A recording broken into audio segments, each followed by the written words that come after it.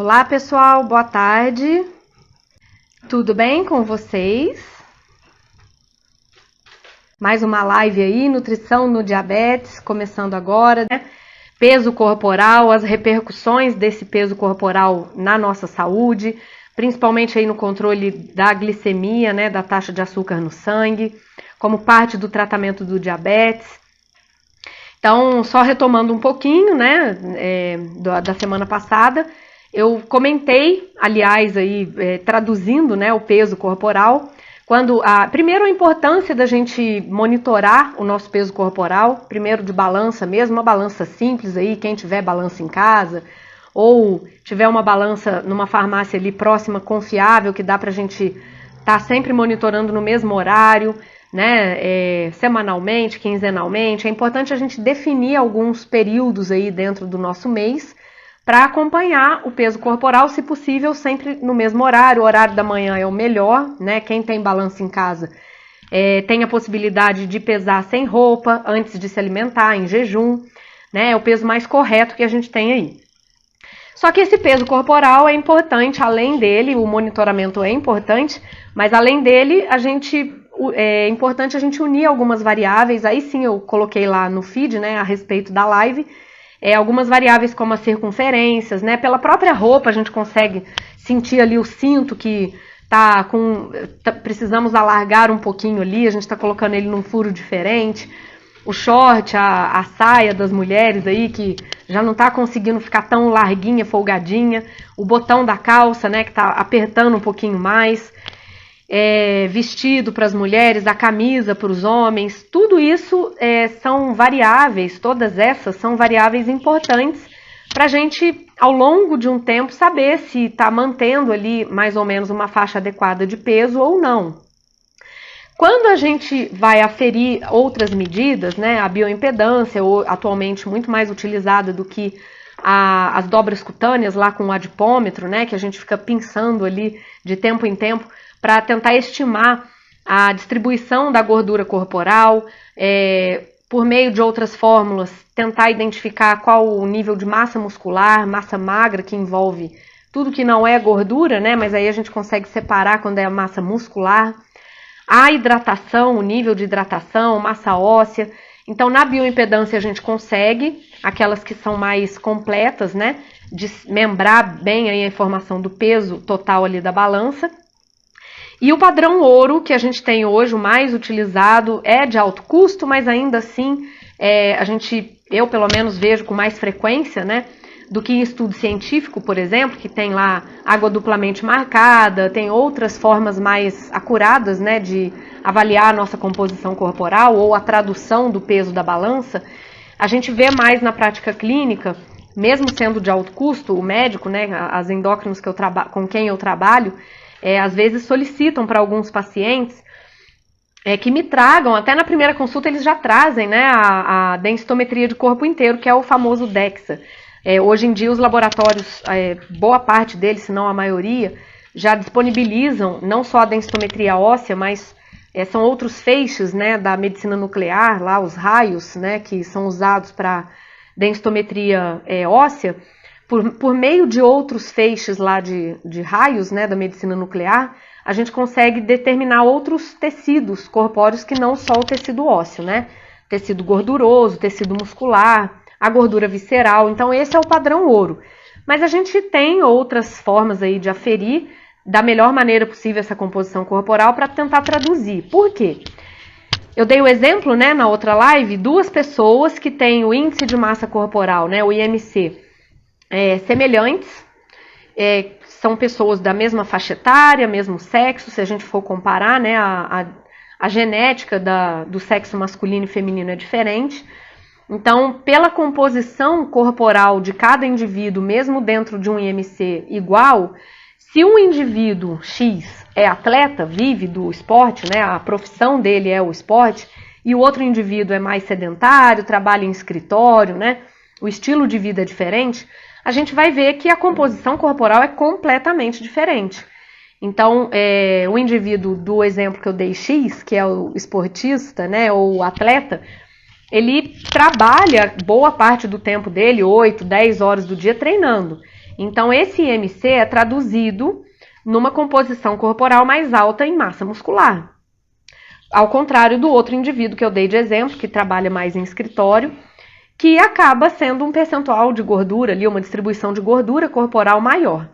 E aí, pegando nesse gancho, que é o assunto da live de hoje, então dei uma pincelada aí no que eu falei na semana passada, o que eu quero focar principalmente aqui agora, pensando na saúde, no controle da glicemia, como parte muito importante do tratamento do diabetes, é o percentual de gordura corporal acima do esperado, acima da referência para aquele sexo, gênero específico, masculino, feminino, falando biologicamente do corpo, e a gordura corporal presente ali até, dependendo, né, da distribuição dessa gordura corporal, mais concentrada na região abdominal.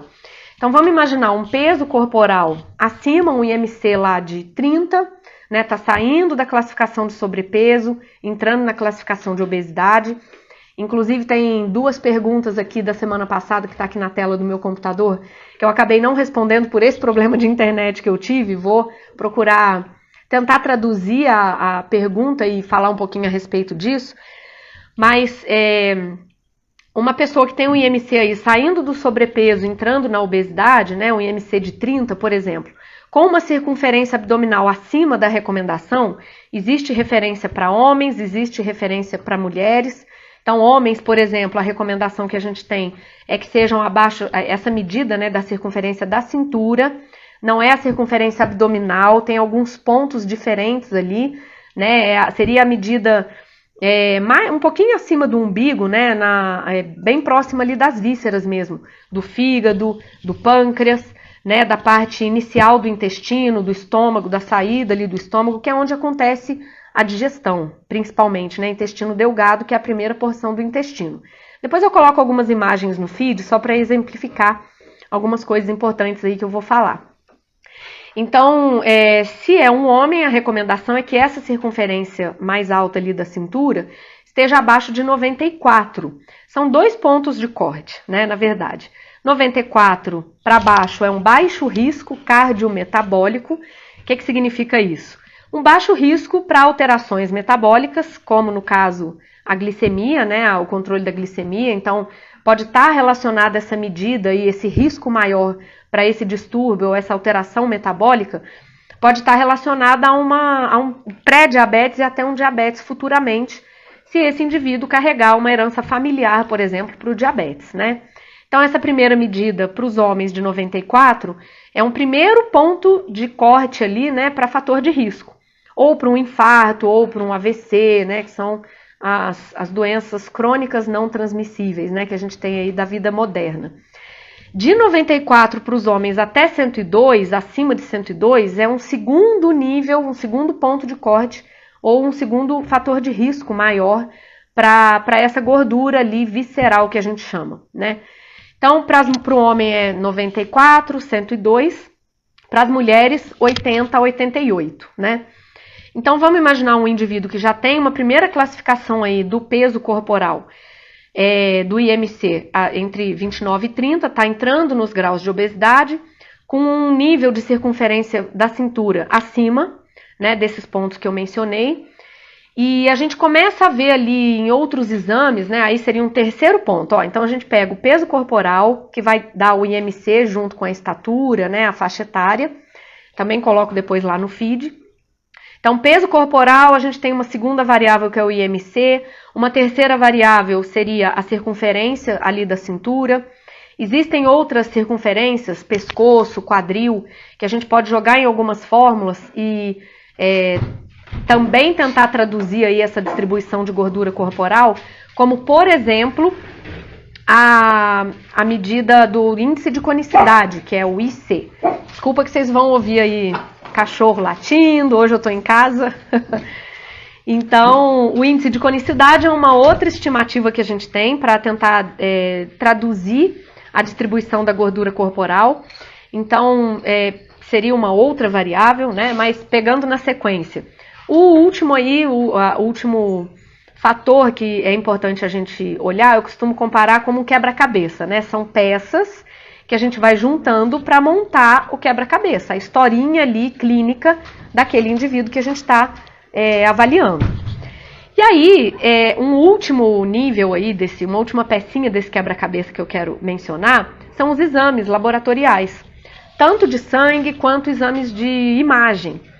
Então, dentro esses três fatores, essas três variáveis que eu coloquei, peso, IMC, circunferência da cintura e o exame laboratorial, né?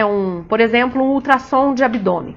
A gente consegue avaliar lá, não só nas enzimas hepáticas quer dizer do fígado, a gente vai lá no exame de sangue, vê lá as enzimas do fígado hepáticas, e às vezes, junto com esse IMC de início de obesidade, a gente vê uma pequena alteração já sendo evidenciada ali naquele exame nas enzimas do fígado, TG1 ou TGO, TGP, γ-GT, ou AST, ALT, GALT, são algumas outras terminologias aí para avaliar o funcionamento do fígado, né?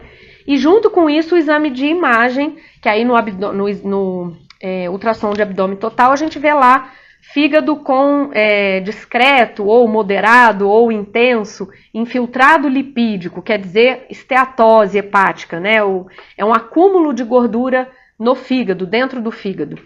É aí que eu quero chegar nesse assunto hoje principal aí da live. O que acontece? Quando a gente pensa no controle do diabetes, da glicemia, né, como parte do tratamento do diabetes, o controle glicêmico, a gente já diretamente imagina carboidrato, glicose. Estou consumindo glicose em excesso. Às vezes, não necessariamente é o excesso de glicose. Pode ser o excesso de gordura hepática, que está sendo acumulada ali no fígado por um distúrbio geral do metabolismo. Como eu falei pinceladamente aí também lá na primeira live, o diabetes pode ter uma série de repercussões, não é só uma alteração no metabolismo da glicose, mas também dos aminoácidos, também da gordura. O fígado costuma produzir mais gordura corporal, mais gordura acumulada ali intrahepática, né, gordura visceral. O que acontece? Vamos pensar primeiro nesse sentido que eu estou falando da glicose em excesso. A gente se alimenta, nós nos alimentamos, caiu glicose lá no sangue. Foi feita a digestão, lá a absorção, tem glicose disponível no sangue. O sangue vai transportar lá para os tecidos, né, para os órgãos que necessitam captar essa glicose, para que lá dentro da célula desse tecido haja uma série de reações lá químicas, né? Quem estuda bioquímica sabe, ciclo de Krebs, via glicolítica, tem um monte de reações bioquímicas que acontecem dentro da célula para gerar energia. A questão da glicose é gerar energia para o corpo, né? Então, vamos imaginar, essa glicose entrou, caiu na corrente sanguínea, o sangue distribuiu essa glicose para todos os tecidos. Só de chegar a glicose no pâncreas e no fígado, um detalhe.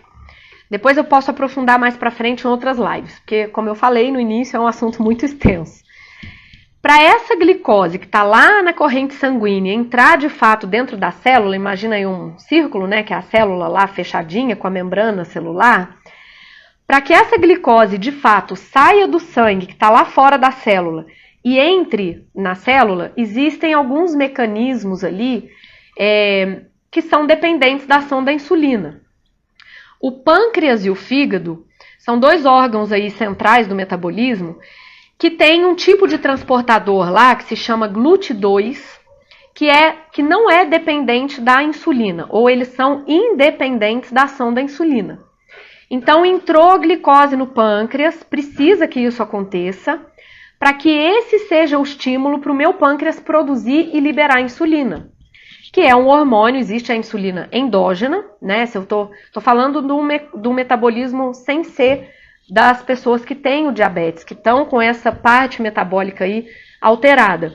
Isso é o que acontece fisiologicamente, né? O que é esperado que aconteça num funcionamento normal do nosso corpo. A gente se alimentou, nós nos alimentamos, cai a glicose, né? Chega lá a glicose da corrente sanguínea para entrar no pâncreas. Ali ela tem uma livre passagem por esse transportador que é o GLUT2.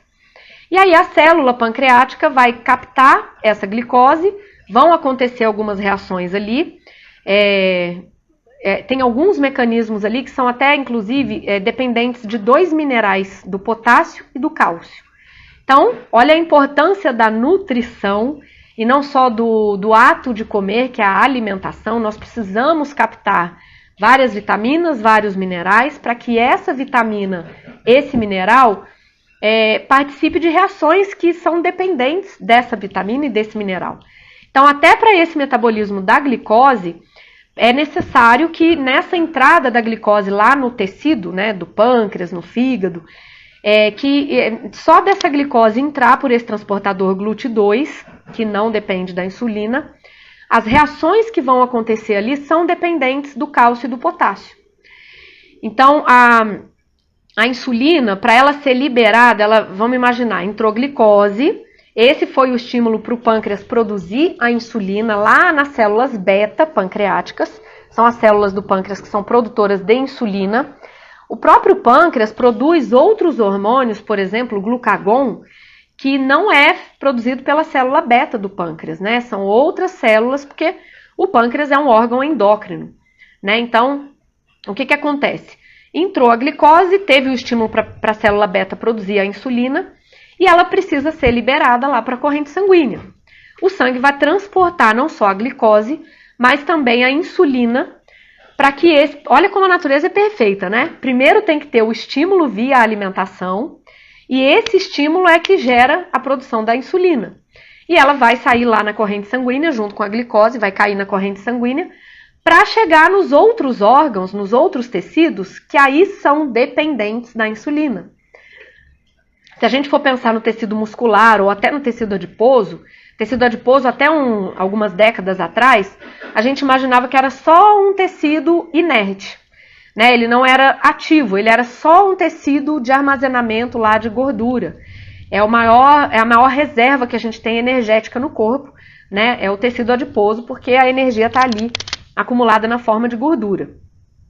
Então, chegou a glicose, teve o estímulo para a produção de insulina, a insulina foi liberada lá no sangue, e aí, junto com a glicose, chegou lá para bater na porta da célula do músculo, né, da musculatura esquelética ou do tecido adiposo.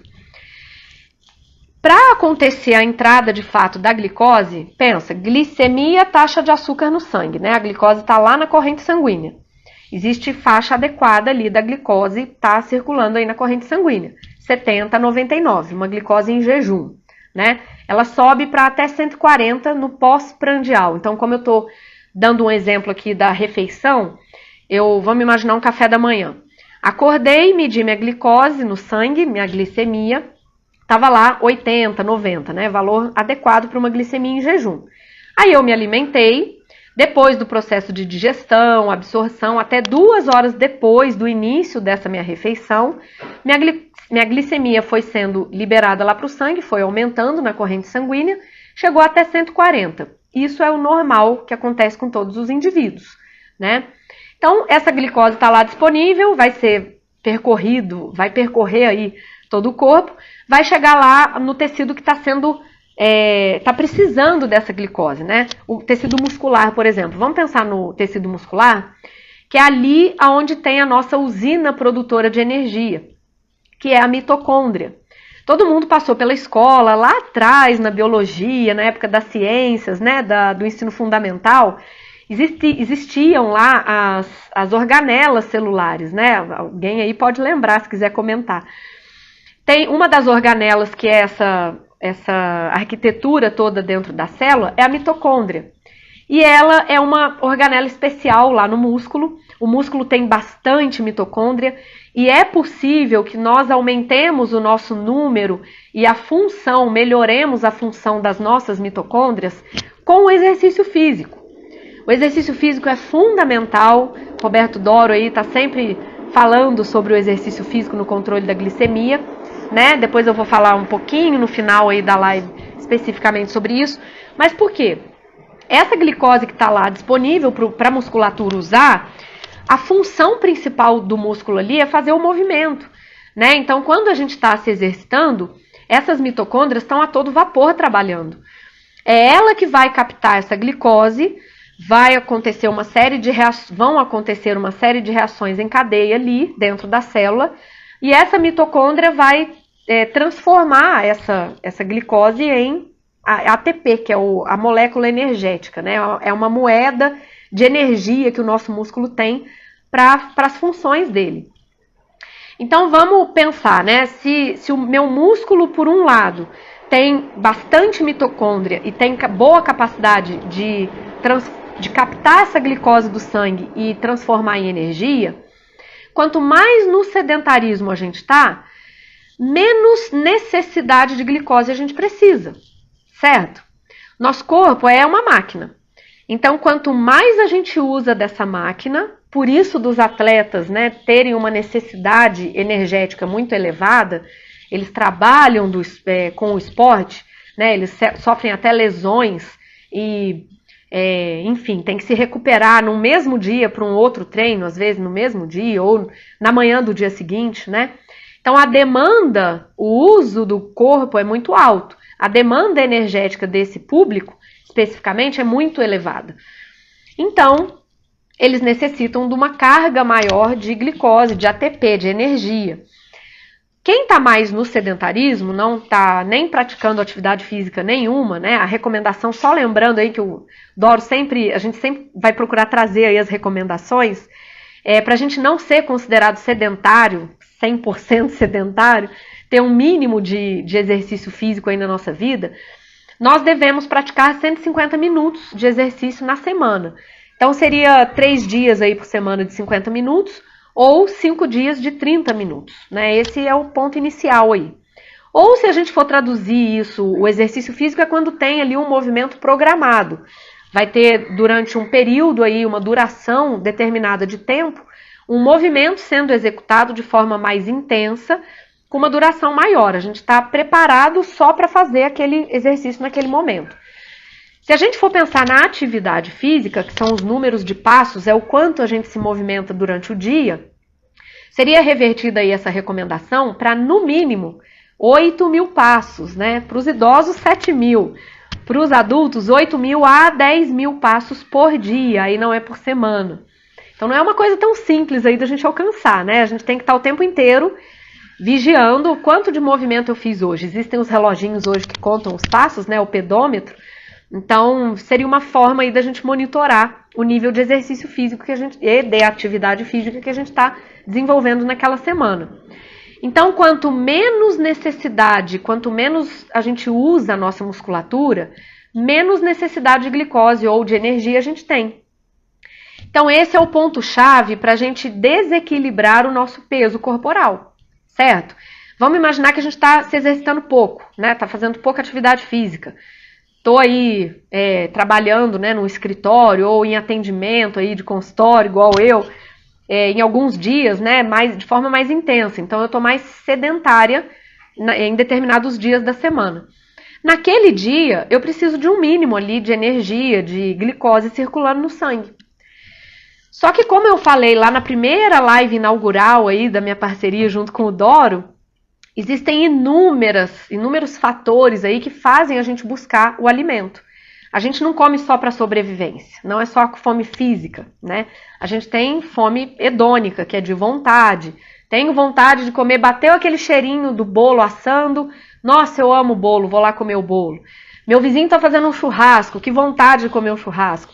Tudo aquilo que aguça os nossos sentidos chama a gente para comer. Então, independente do que está me movendo para comer naquele momento, eu estou consumindo energia, glicose. Então, a energia não é só da glicose, mas também da glicose. Então, por esse desbalanço, desequilíbrio entre consumo e gasto diariamente, se a gente está gastando bastante e consumindo ali até o que é o necessário, a gente não vai acumular gordura corporal excessiva, porque o meu corpo está trabalhando aquela energia que eu estou consumindo, né? Não vai ter estoque. O tecido muscular tem uma capacidade aí de armazenar ou de captar bem a glicose em torno de 80% até 90%. O tecido adiposo, por exemplo, que também capta glicose, a glicose tem uma função ali, uma atividade de uns 40% só. Então, por isso que comparando com outros tecidos, o muscular é o mais legal aí para a gente trabalhar, para equilibrar os nossos níveis de glicose. Quanto mais eu uso o meu músculo, quanto mais movimento eu faço, quanto mais chicote ali, estresse no músculo, né? De acordo com o que é a condição física de cada um, de acordo com a demanda que cada um tem, de acordo com as orientações dos nossos médicos, né? Não é sair correndo uma maratona se eu não tenho condição de correr a maratona. Então, com o acompanhamento ali de um profissional do lado, né? Mas se a gente conseguir, durante o treino, durante o exercício, ter uma boa performance, chegar lá no máximo da nossa capacidade física, melhor vai ser a captação, a transformação da glicose via alimentação, ou até circulando ali nos estoques que tem de glicose, né, no músculo, no tecido hepático, né, que é o fígado.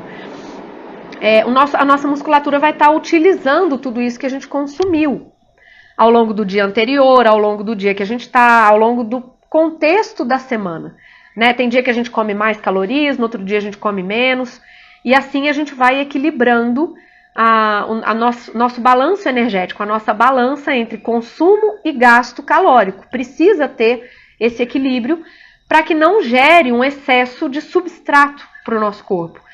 Então vamos imaginar, eu tenho lá uma necessidade de 2.000 calorias, é a média de necessidade aí de consumo, né, padrão da população brasileira, é a média de consumo da população brasileira. E aí, dentro dessas 2.000 calorias, eu estou gastando 2.200 todo dia. Estou me exercitando, estou fazendo atividade física e estou tendo um gasto maior do que o meu consumo. Eu vou eliminar ou vou ter muita dificuldade de ganhar gordura corporal.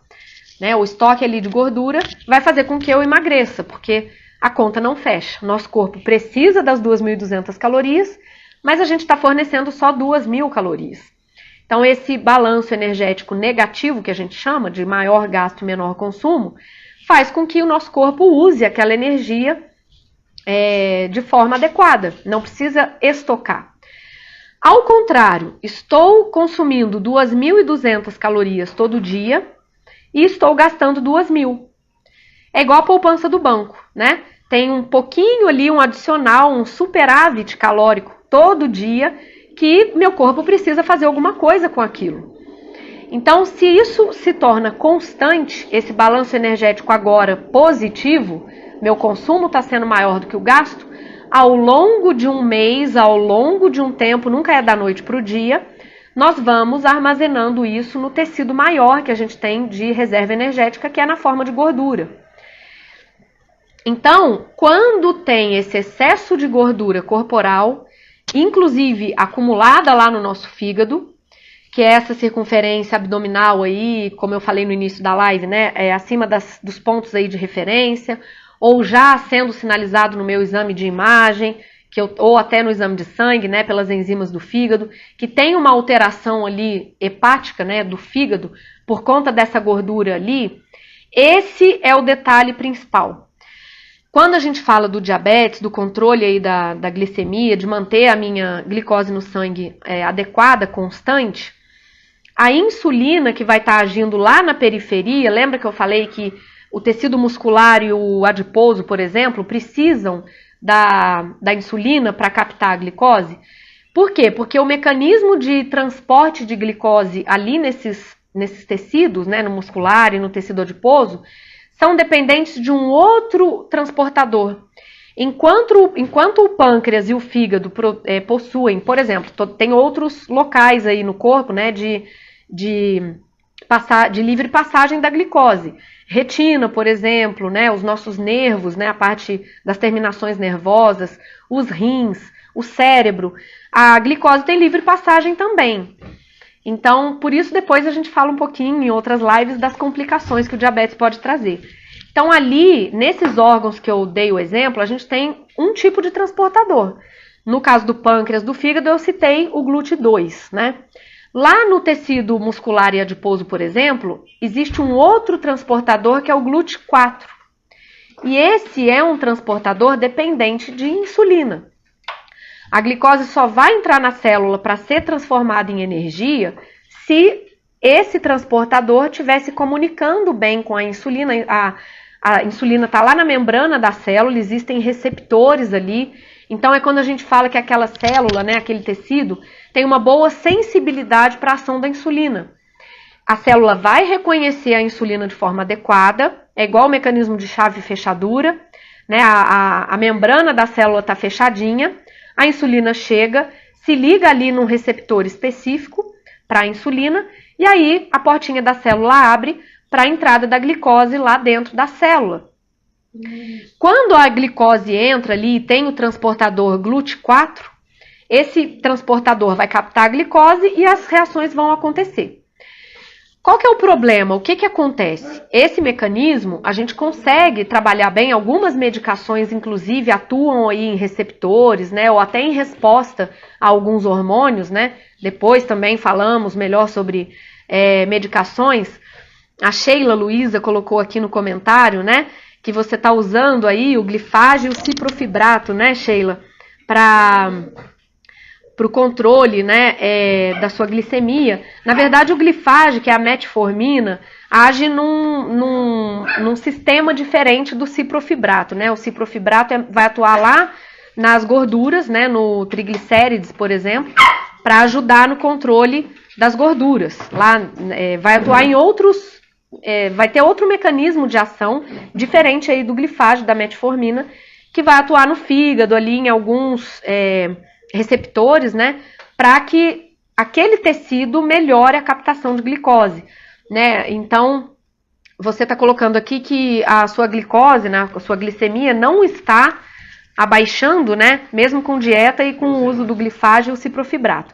Então, Sheila, tem várias questões aí, porque mesmo que a pessoa esteja aí fazendo alguma dieta, né, específica, eu teria que avaliar, por exemplo, né, qual o tipo de dieta que você está fazendo. Tem algumas questões aí envolvidas. A medicação por si só, ela faz 50% do trabalho, né? Não é só, os outros 50% envolve o estilo de vida. Então, mesmo que você esteja aí fazendo determinada estratégia nutricional, determinada dieta, às vezes essa dieta não está tão equilibrada, não está conversando tão bem com esse balanço energético, com esse gasto calórico aí que você tem diariamente. Então, pode ser que a gente ainda consiga fazer alguns ajustes na sua dieta para que você alcance o bom resultado. Mas uma das questões aqui envolvidas é o gasto, né? Você citou a dieta, mas não sei se você está fazendo exercício físico e qual tipo de treino que você está fazendo, né? Tem algumas questões aí envolvidas no estilo de vida que vão ajudar o outro 50%, vão ajudar a medicação a agir melhor. Então, às vezes, o que o médico faz? Existem combinações também de várias substâncias aí medicamentosas que, se o médico, junto com você, está vendo que esse controle não está sendo realizado, aquela terapia medicamentosa não está dando certo, né? Não está conseguindo alcançar aí o objetivo do tratamento, ele pode trocar a medicação. Existem medicações duplas aí, né? Numa medicação existem duas substâncias, por exemplo, que pode ser metformina e os inibidores da DPP4, que são outras substâncias aí junto, né? Que vão um comprimido que é capaz aí de atuar em dois tecidos, dois momentos diferentes, para alcançar o objetivo, né? Para não só... Tem algumas medicações e até medicações injetáveis, né? Como tem aí o Saxenda, o Ozempic, que são os análogos de GLP-1. Depois eu falo um pouquinho melhor sobre esses termos técnicos aí. Mas são medicações de ponta aí, são as mais novas que a gente tem no mercado, que vão atuar não só na melhor captação da glicose pelos tecidos, pela periferia. Então tem medicações também, né, que atuam na periferia, outras vão atuar especificamente no fígado. Então elas não só melhoram a captação de glicose, como estimulam o seu pâncreas, por exemplo, a produzir mais insulina. Às vezes, aí o médico vai lá, avalia qual que seria o nível, né, de atuação do seu pâncreas, a atividade do seu pâncreas. Se ele tiver com uma atividade boa, às vezes ele está produzindo pouca insulina, não está sendo suficiente. Então o médico vai lá, pensa numa medicação que, além de melhorar a captação de glicose, vai também atuar no pâncreas, estimulando a produção de insulina. Então, nesse seu caso, né, nesse seu relato, não só daria para pensar no tipo de dieta que você está fazendo, às vezes é uma dieta que você está restringindo muito carboidrato, mas a gente automaticamente acaba compensando um pouco essa restrição em alimentos mais gordurosos. E aí o balanço energético, o consumo de calorias está desajustado. Mesmo, existem dietas e dietas, né? Mas mesmo quando a gente controla muito o carboidrato, por exemplo, a caloria que você está consumindo pode estar excessiva ainda, frente ao seu gasto, à sua necessidade de gasto. Então, daria para a gente ajustar algumas coisas. Mesmo na dieta, a gente poderia pensar em algumas vitaminas, minerais que podem estar deficientes, né, de consumo, até microbiota intestinal, né, quando a gente avalia aí funcionamento do intestino, por exemplo, que a gente fornecendo aquela determinada vitamina, aquele determinado mineral, melhorando o consumo do magnésio, por exemplo. Magnésio está diretamente relacionado com o metabolismo de glicose. Ou o complexo B, que vai melhorar o seu metabolismo energético, né, vai fazer com que o seu músculo produza mais energia, melhore lá a função da mitocôndria. Então, na dieta tem várias questões aí que a gente pode conversar a respeito disso, para alcançar aí são os ajustes finos que a gente chama, né, para tentar alcançar o equilíbrio aí da glicemia. Além disso, na questão aí do estilo de vida, né, o tipo de exercício, a intensidade, a duração, para avaliar se esse treino que você está ou não fazendo, né, está sendo suficiente para equilibrar a glicemia não só em jejum, mas pré-refeições, né, como também o pós-refeição. E também uma terceira questão aí seria pensar em outros tipos de medicação, né, lá junto com o seu médico, que não só o glifage, para tentar atuar em outras frentes, né, em outras variáveis aí que não só da captação de glicose, tá? Então, espero ter podido ajudar um pouquinho. Mas voltando lá no que eu estava falando, o que acontece? A gordura hepática, a gordura corporal, quando está em excesso, mas principalmente a gordura visceral, né, que está ali no fígado, armazenada é uma gordura que não deveria estar ali no fígado. São as gorduras ectópicas, que a gente chama. Tecido adiposo subcutâneo é o tecido principal para acúmulo de gordura. Os tecidos ectópicos são quando acumula gordura em outros locais que não são de estoque de gordura. Por exemplo, o fígado, né? Por exemplo, o coração. Então, se a gente for pensar na gordura lá do fígado, por isso que eu estou falando do peso corporal, da gordura corporal ser muito importante nesse processo do controle, nas funções da insulina, né? O que acontece? Esse excesso de gordura faz com que o nosso corpo piore a sensibilidade à ação da insulina. E é o que a gente chama de resistência à ação da insulina.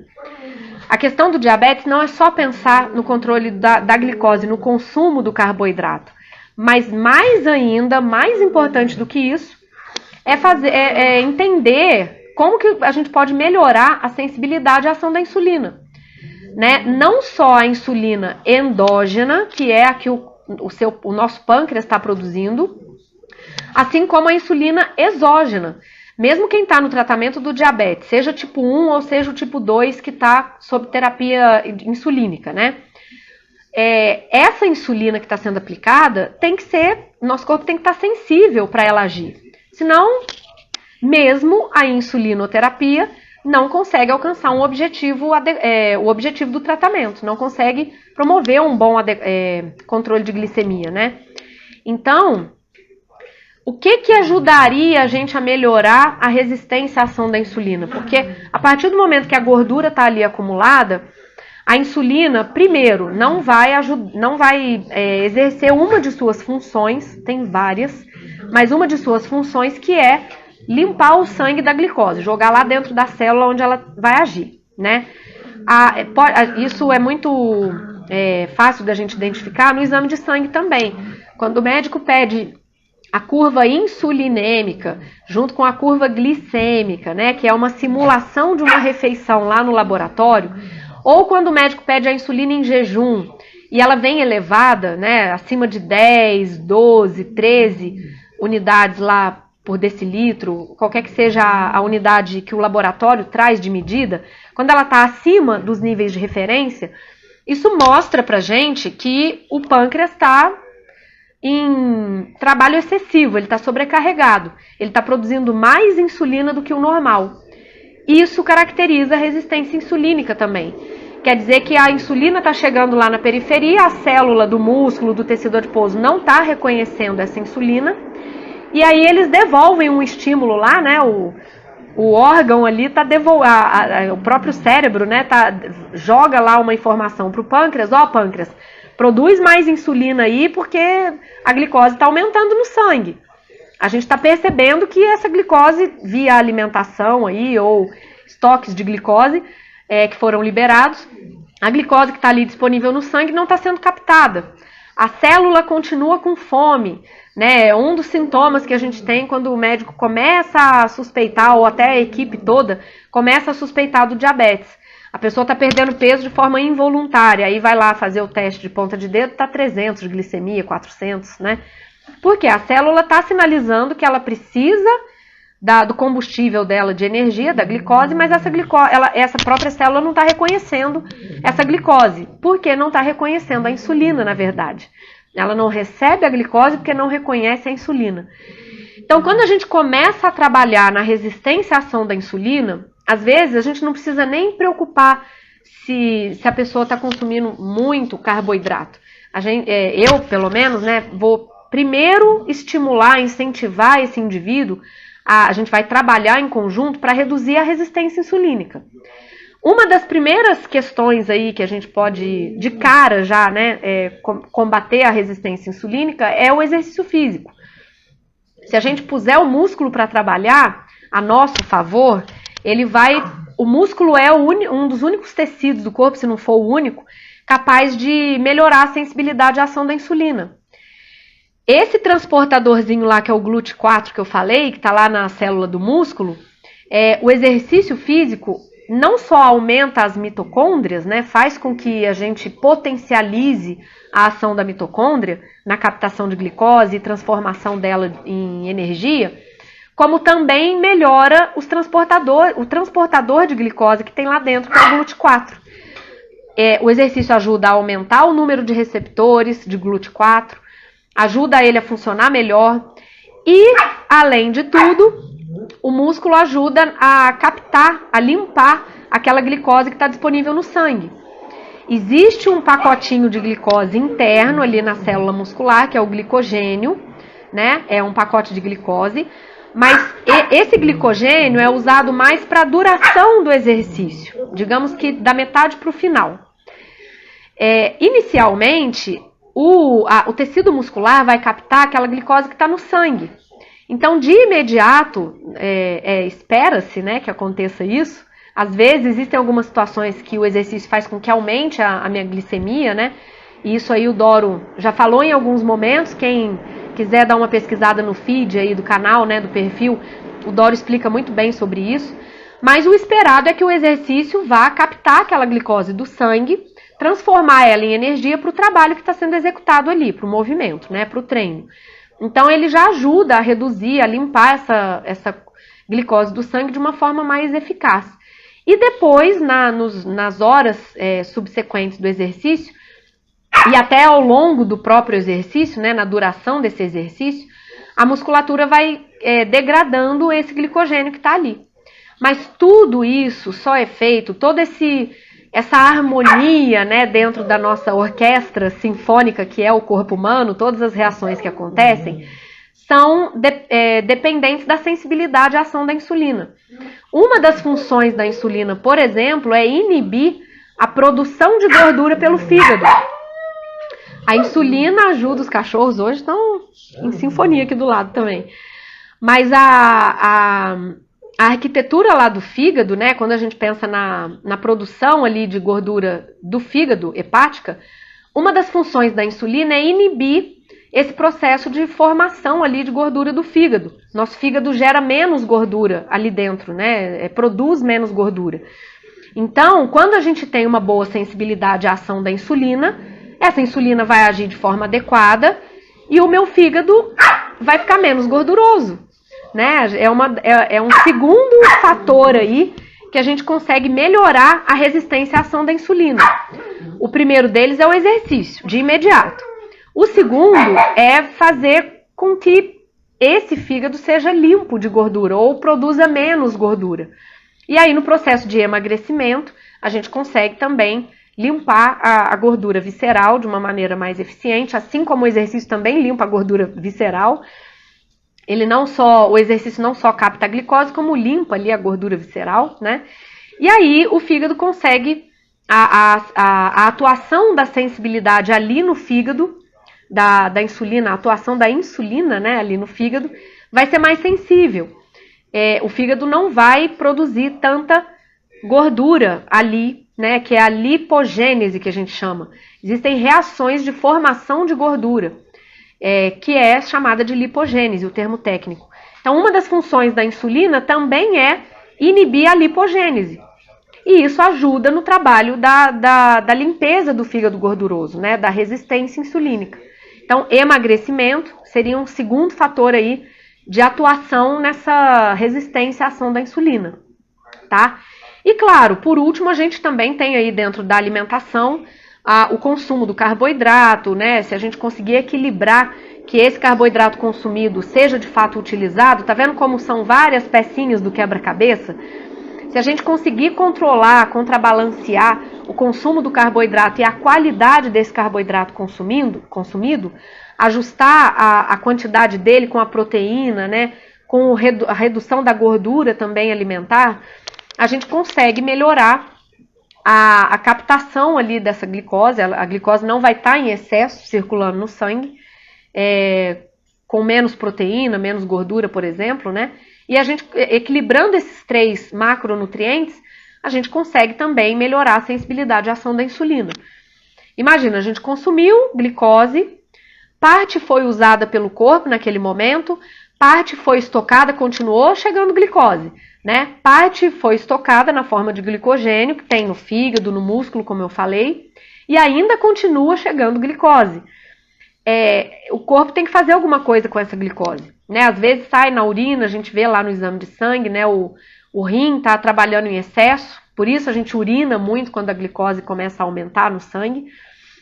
E mesmo que ela não aumente no sangue, mesmo que seja uma pessoa que não tem ainda um diagnóstico nem do pré-diabetes, essa glicose que está muito disponível ali pelo consumo alimentar, o corpo vai ter que trabalhar ela de alguma forma. E aí, por várias reações lá na célula, lá no fígado, por exemplo, essa glicose em excesso é transformada em gordura. Então, é uma das formas de acúmulo de gordura no fígado. Aumenta-se a lipogênese também, vindo da glicose que está em excesso. Tá? Então, é uma série de reações em cadeia, por isso que lá na outra live eu falei, né, da semana passada também, que é um sistema que se retroalimenta, né, a gordura, a glicose está em excesso, a gente tem a resistência insulínica, a insulina não está conseguindo captar essa glicose de forma adequada, essa glicose está sendo transformada em gordura, essa gordura está acumulando no fígado, essa gordura no fígado piora a sensibilidade à ação da insulina, então é um ciclo vicioso.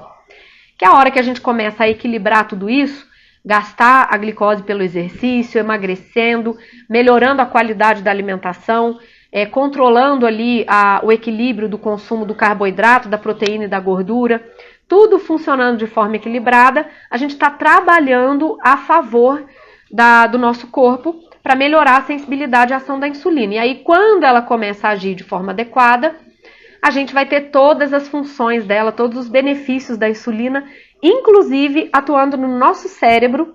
É uma outra função da insulina, ela atua também no nosso cérebro, regulando, né, ou sinalizando de forma diferente ali